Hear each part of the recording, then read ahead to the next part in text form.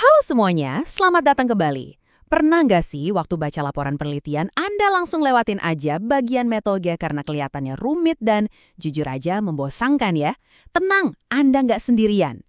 Hari ini kita bakal ubah bagian yang paling sering dihindari itu jadi bagian yang paling Anda kuasai.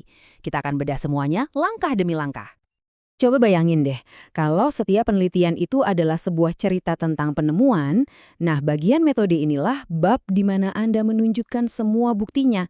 Inilah yang jadi pembeda antara penelitian ilmiah sama sekedar opini.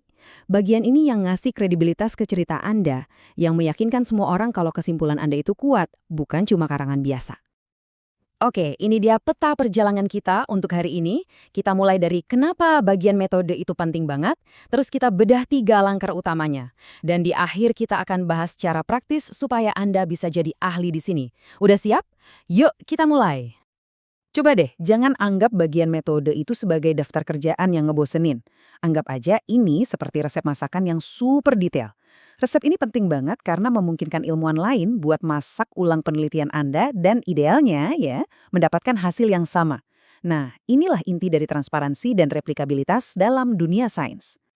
Bagian metode ini adalah pilar kedua dalam struktur yang kita kenal sebagai IMRD. Struktur ini tuh dirancang biar alur penelitian jadi logis dan gampang diikuti. Gampangnya gini, pendahuluan menjawab mengapa, metode menjelaskan bagaimana, hasil menyajikan apa, dan pembahasan menjelaskan lalu kenapa ini penting. Ternyata ya, hampir semua bagian metode yang bagus itu dibangun di atas 3 fondasi yang sama, konteks, deskripsi, dan analisis. Atau kalau mau lebih gampang lagi, mengapa Anda melakukannya, bagaimana Anda melakukannya, dan terus kenapa hasilnya bisa dipercaya. Yuk kita kupas satu persatu. Oke, langkah pertama. Konteks. Jadi, sebelum kita masuk ke detail teknis, Anda harus jawab pertanyaan krusial ini dulu. Kenapa memilih metode ini? Di sini Anda meletakkan dasarnya dan nunjukin ke pembaca kalau penelitian Anda tuh nggak tiba-tiba muncul dari langit, tapi dibangun di atas fondasi penelitian yang udah ada sebelumnya. Ini bukan sekedar daftar biasa loh, tapi ini resep buat membangun argumen yang kuat. Coba perhatikan alurnya.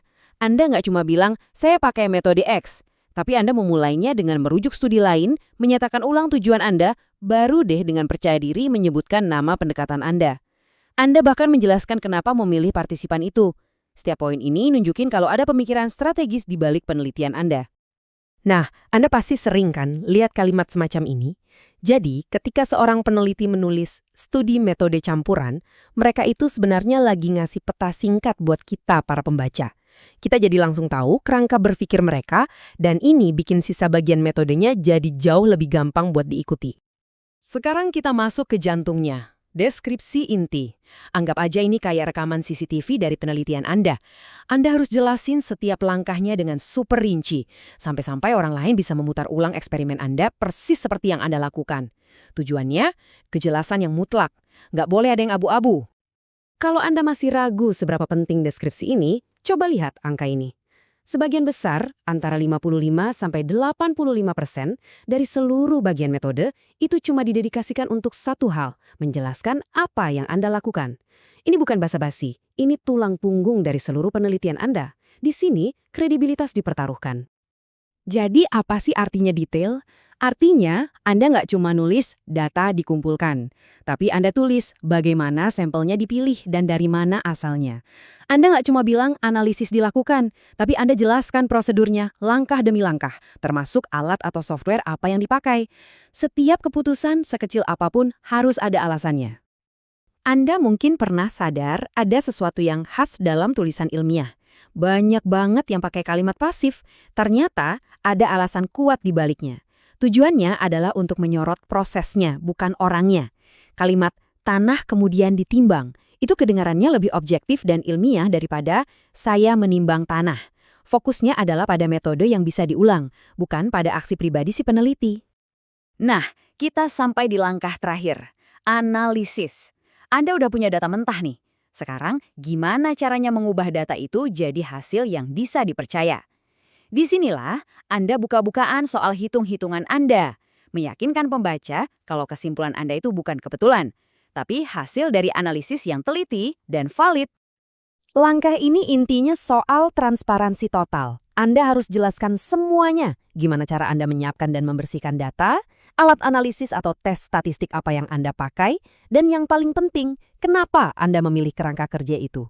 Entah itu pengkodean data kualitatif atau normalisasi data kuantitatif, setiap langkah harus dipaparkan biar hasilnya bisa dipercaya.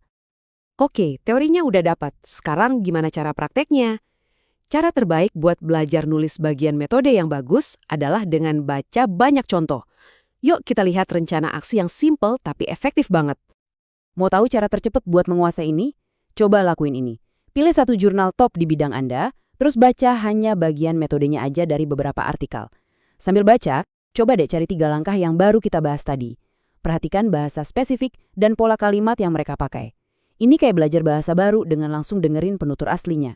Anda bakal nyerap gayanya jauh lebih cepat daripada cuma baca teori. Jadi, sebagai penutup, yuk kita ubah cara pandang kita. Bagian metode itu bukan sekedar kewajiban yang harus dipenuhi. Ini adalah alat bercerita yang sangat kuat. Ini adalah kesempatan Anda untuk menunjukkan ketelitian, keahlian, dan kejujuran Anda sebagai seorang peneliti. Jadi, pertanyaannya sekarang adalah, kisah kredibilitas seperti apa yang akan Anda ceritakan?